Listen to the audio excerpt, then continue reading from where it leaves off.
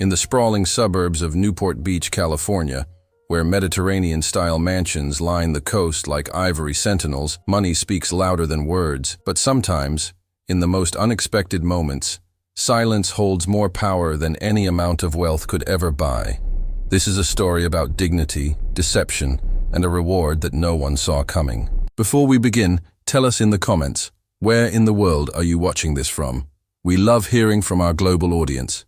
And if you enjoy stories that challenge your expectations, hit that subscribe button and turn on notifications so you don't miss what happens next. Trust us, you'll want to see where this goes. The afternoon sun blazed mercilessly over the manicured streets of Harbor View Estates, one of Orange County's most exclusive gated communities. Heat waves shimmered off the asphalt as Marcus Chen knelt beside a bed of wilting roses, his weathered hands working the soil with practiced precision. At 53, his face was a map of hard years and harder choices, each line a testament to a life that had taken more than it gave. The sweat that soaked through his faded green work shirt wasn't just from the California heat. It was the sweat of a man who'd learned that survival meant showing up, even when your body begged you to stay in bed. Marcus had been gardening for the residents of Harbor View for almost 8 years now. It was honest work, though not the kind he'd imagined for himself back when he'd earned his engineering degree from Cal State Long Beach. That was before the company layoffs, before his wife Sarah's cancer diagnosis, before the medical bills that turned their middle-class comfort into a nightmare of debt collectors and second mortgages. Now, at an age when some men were planning retirement, Marcus was pruning hedges and planting seasonal flowers for people who barely noticed he existed. He checked his watch, an old Timex his father had given him decades ago, 2:30. He had 4 more properties to service before the day ended, and his lower back was already screaming at him. Marcus reached for his water bottle and took a long drink, closing his eyes against the glare of the sun. That's when he heard the sound, a mechanical grinding, metal against metal, followed by a muted thump. Marcus turned toward the source and saw a silver Bugatti Chiron, probably worth $3 million, sitting at an awkward angle on the shoulder of the road about 50 yards away. White smoke was beginning to curl from under the hood. The driver's door opened, and a man stepped out. Even from this distance, Marcus could see the fury radiating from him. The man was in his late 40s, dressed in an impeccably tailored navy suit despite the heat. His dark hair was perfectly styled, and even his sunglasses probably cost more than Marcus made in a month. He pulled out his phone, jabbed at the screen, then threw his hands up in obvious frustration. No signal. The hills around Harbor View created dead zones throughout the community, something the residents complained about, but never quite managed to fix. Marcus watched as the man kicked the tire of his disabled supercar, then looked around helplessly. There were no other cars on this particular stretch. Most residents were either at work in their downtown offices or away on summer vacations to their second and third homes. The man stood there, hands on his hips, looking like a king suddenly finding himself without a kingdom. Every instinct told Marcus to mind his own business. He was behind schedule as it was. Getting involved meant delays, complications, maybe even dealing with the kind of entitled attitude that came with that level of wealth. But his father's voice echoed in his mind, the same lesson he'd heard 1,000 times growing up. Character isn't what you do when people are watching, son. It's what you do when no one would ever know. Marcus set down his tools and walked toward the stranded vehicle. As he got closer, he could see the man more clearly. Middle Eastern, probably Arab based on his features, with an air of someone accustomed to having problems solved by others. The man was scrolling through his phone again, stabbing at it with increasing irritation. "Excuse me," Marcus called out, raising a hand. "You having some trouble?" The man looked up, his dark eyes assessing Marcus in a single sweep. The gardener's uniform, the dirt under the fingernails, the sun-weathered face. Marcus could practically see the calculation happening, the instant categorization. Help, but not important help. Useful, but not valuable. "My car," the man said, his English perfect but accented. "It is overheated, I think, and I cannot get a signal to call my driver." Marcus nodded and approached the Bugatti. The smell of hot coolant was unmistakable. "Mind if I take a look?" The man gestured impatiently. "Be my guest, though I doubt there's much you can do." "This is a very specialized vehicle." Marcus bit back a response. Instead, he knelt down and peered under the car, then carefully opened the hood. The engine was a work of art, all precision engineering and high-performance components. But Marcus's trained eye caught the problem immediately. A hose had split, probably from age and the extreme heat, and coolant had sprayed everywhere. The engine had automatically shut down to prevent damage, which was actually good news. "You've got a burst coolant hose," Marcus said, standing up. "The engine cut itself off before any real damage happened. You're lucky, actually." "Lucky?" the man laughed bitterly. "I'm stranded in the middle of nowhere. I have a meeting downtown in 45 minutes that could cost me tens of millions of dollars if I miss it. And you're telling me I'm lucky?" Marcus wiped his hands on his work pants. "Lucky because if this engine had kept running without coolant, you'd be looking at a complete rebuild. Probably $300,000, maybe more. As it is, you need a tow and a new hose. Couple $100 tops." The man's expression softened slightly. "I see. And how do you know so much about cars?" "Used to work on them," Marcus said simply. "Different life. Look, your best bet is to walk back to the gatehouse.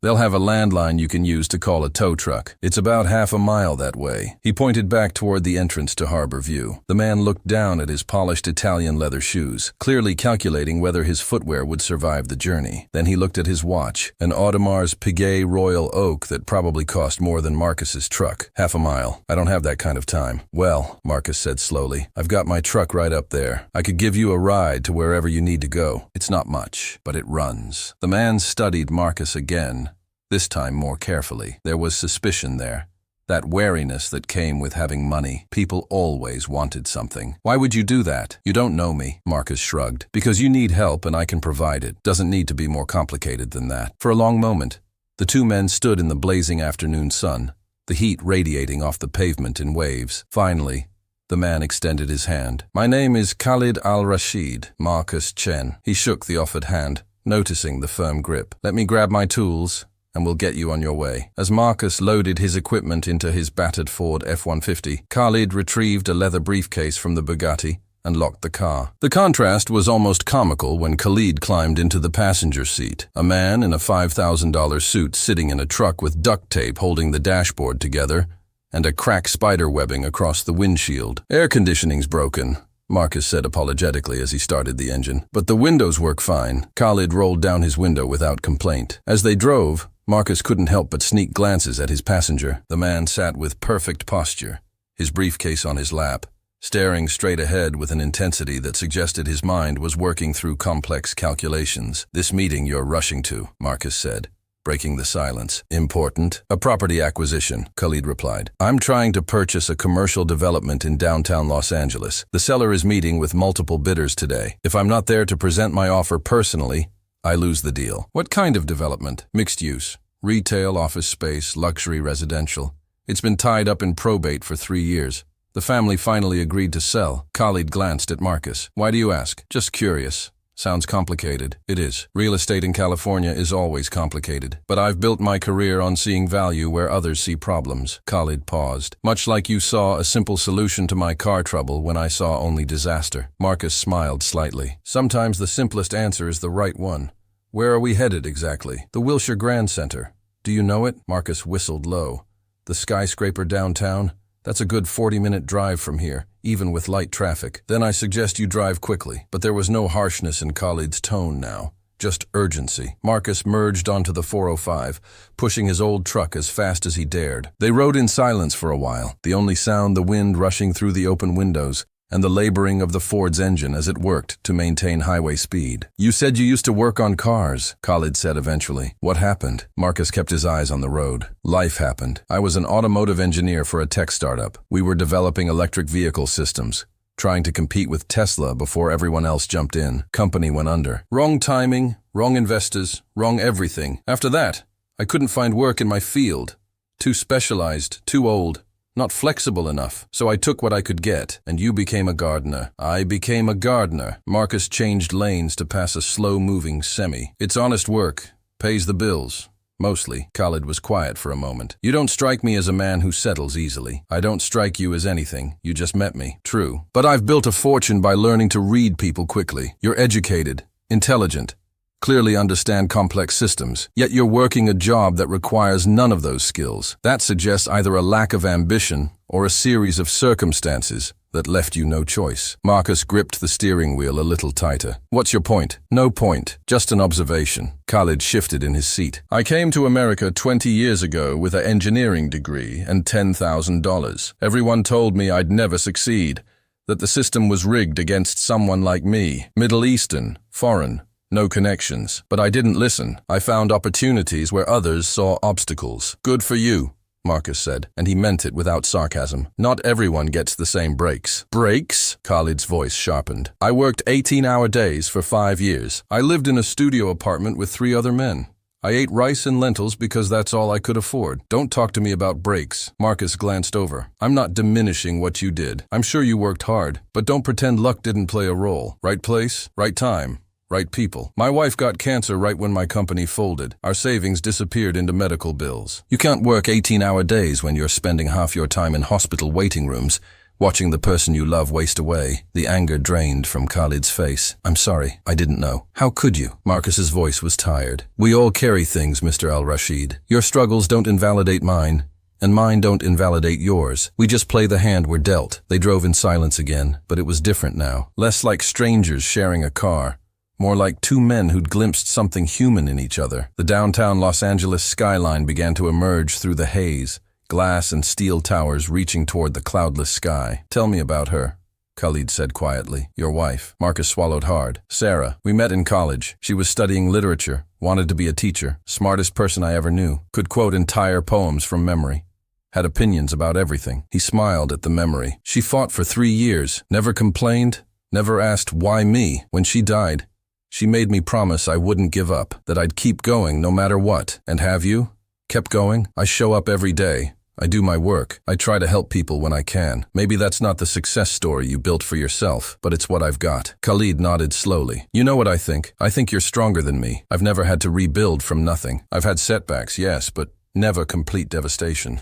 You lost everything and you're still standing. That's not settling. That's survival. Marcus didn't respond. He couldn't trust his voice. They were approaching downtown now, the traffic thickening as they wove through the city streets. Marcus navigated toward the Wilshire Grand Center, the distinctive tower impossible to miss. What time is your meeting? Marcus asked. Khalid checked his watch. In 12 minutes. We're going to make it. Marcus pulled up to the front entrance, where valets in crisp uniforms waited to park cars that probably cost more than most houses. One of them approached the beat-up Ford with barely concealed disdain, but Khalid was already out of the truck, briefcase in hand. He leaned back in through the open window. Thank you, Mr. Chen. Truly, you may have saved me from a very costly mistake today. Marcus nodded. Good luck with your deal. Khalid reached into his jacket and pulled out his wallet. Please, let me give you something for your time and trouble. Not necessary, Marcus said, waving him off. Just help someone else when you get the chance. Pay it forward. Khalid studied him for a long moment, then put his wallet away. You're an unusual man, Marcus Chen. He pulled a business card from his briefcase and handed it through the window. If you ever need anything, call me. I mean it. Marcus took the card more out of politeness than any real expectation he'd use it. Good luck in there. As he drove away, Marcus glanced in the rearview mirror. Khalid Al-Rashid was already striding into the building, phone to his ear, back in his element. Their worlds would probably never intersect again, and that was fine. Marcus had done a good deed. Nothing more. He had 3 more properties to service before he could call it a day, and his back wasn't getting any better. Over the next few weeks, Marcus mostly forgot about his encounter with the Arab billionaire. Life returned to its normal rhythm. Early mornings, long days under the sun, evenings spent with frozen dinners and whatever was on TV. His body ached constantly now, the work taking a toll that it hadn't even 5 years ago. He knew he couldn't do this forever, but he didn't have a backup plan. He was too old to start over, too tired to try. Then, on a Tuesday afternoon in late August, something strange happened. Marcus was trimming hedges at the Hendersons' estate when a black Mercedes S-Class pulled up to the curb. A man in a dark suit stepped out, looking distinctly out of place among the gardening trucks and lawn equipment. Marcus Chen? The man asked. Marcus straightened, his guard immediately up. People in expensive suits rarely brought good news for people like him. That's me. What's this about? My name is David Okafor. I'm an attorney with Morrison & Associates. I represent Mr. Khalid Al-Rashid. He pulled an envelope from his briefcase. Mr. Al-Rashid has asked me to deliver this to you personally. Marcus wiped his hands on his pants and took the envelope, his heart pounding for reasons he couldn't quite name. The attorney watched as Marcus opened it, pulling out what appeared to be a formal letter on expensive letterhead. Dear Mr. Chen, I've been thinking about our conversation in your truck and about the nature of help, dignity, and what we owe to one another. You assisted me when I needed it most, expecting nothing in return. In my experience, such genuine kindness is rare. The property deal I was rushing to that day closed successfully. It will be quite profitable. I'd like to share some of that success with you, not as charity, but as a partnership of sorts. My attorney, Mr. Okafor, will explain the details. I hope you'll consider this offer carefully. With gratitude, Khalid al-Rashid Marcus looked up at the attorney, confused. I don't understand. What offer? David Okafor smiled. Mr. al-Rashid has established a consulting position within his company. The role involves evaluating properties for potential acquisition, specifically looking at maintenance requirements, infrastructure concerns, and practical operational issues, things that are often overlooked by people who only see numbers on a spreadsheet. He believes your background in engineering and your years of hands-on work make you uniquely qualified. Marcus felt like the ground had shifted under his feet. I'm 53 years old with a resume that's been gathering dust for years. Why would he want me? Because you see solutions where others see problems, the attorney replied. His words, not mine. The position comes with a salary of $120,000 per year, full benefits including health insurance, and a company car. There's also a signing bonus. He pulled another document from his briefcase. A check for $50,000 to help you transition and settle any outstanding obligations. Marcus stared at the check, at the number written there in neat, precise handwriting. $50,000. Enough to clear his remaining debts. Enough to breathe again. This has to be a mistake. People don't do things like this. Mr. al-Rashid does, when he believes he's found someone of value. He's quite serious about this, Mr. Chen. He sees potential in you that perhaps you've stopped seeing in yourself. The attorney extended another envelope. These are the formal offer documents. Take your time, review them. Consult with your own attorney if you wish, but Mr. al-Rashid hopes you'll accept. After the lawyer left, Marcus sat on the curb next to his truck, holding the papers with shaking hands. A job, a real job, using his skills, paying a salary he hadn't seen since before everything fell apart. It felt impossible. It felt like a dream, but it also felt like something else. Recognition, not pity, not charity, but an acknowledgement that he had value beyond his current circumstances, that his experience, his knowledge, his perspective mattered. That evening, Marcus sat in his small apartment, the offer letter spread out on his kitchen table. He thought about Sarah, about the promise he'd made to keep going. He thought about the years of barely surviving, of telling himself that just getting through the day was enough. He thought about the man he'd been before life had beaten him down, the engineer who'd believed he could change the world. Maybe it was time to believe again. Maybe the biggest mistake wasn't the failures he'd experienced, but giving up on the possibility that things could be different. Marcus picked up his phone and dialed the number on Khalid's business card. The man himself answered on the second ring. Mr. al-Rashid, this is Marcus Chen. Marcus, I hoped you'd call. Have you reviewed the offer? I have. I just have one question. Of course. Why me? Really? You could hire someone younger, someone without the baggage. There was a pause. When Khalid spoke again, his voice was thoughtful. You know what I learned that day you drove me downtown? I learned that I'd become the kind of person I used to despise. Someone so focused on success that I'd forgotten what it costs. You reminded me that dignity isn't about what you achieve. It's about who you are when everything's been stripped away. You helped me when you had every reason not to. You saw me as a person, not a problem to be solved, or an opportunity to be exploited. That's rare, Marcus. That's valuable. Marcus felt something break loose in his chest. Some tightness he'd been carrying for years. I'll need 2 weeks to wrap up my current commitments. Take 3 if you need it. We'll be here when you're ready. When Marcus hung up, he looked around his apartment.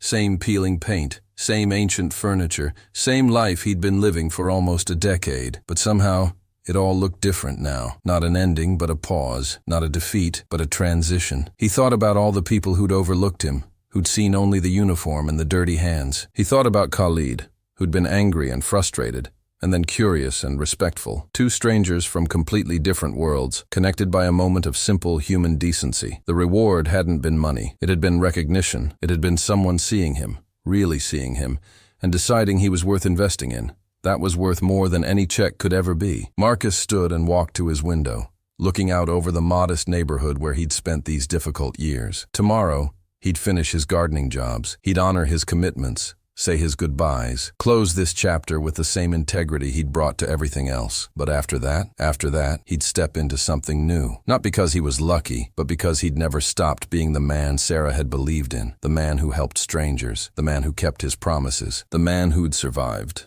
And sometimes, the universe rewarded that kind of stubborn, quiet dignity in the most surprising ways. 3 months later, Marcus sat in a conference room on the 42nd floor of a downtown office building, reviewing architectural plans for a property in San Diego. Khalid had been right. Marcus's unique perspective was valuable. He spotted problems the architects had missed, saw practical solutions that saved thousands of dollars, understood the real-world implications of design choices in ways that someone who'd only worked in offices never could. He had an apartment now in a better neighborhood. He'd paid off his debts. He'd even started dating again, slowly, carefully, honoring Sarah's memory while allowing himself to live. But the best part wasn't the money or the title or the corner office he still couldn't quite believe was his. It was the text message he'd received that morning from Khalid, forwarded from someone Marcus had never met. "I saw what you did for Khalid al-Rashid. I have someone on my team who's struggling, who I think could benefit from a second chance. Could we talk about how you structure these opportunities?" Marcus had saved one person. Now that person was creating a system to save others. The ripple effect of kindness,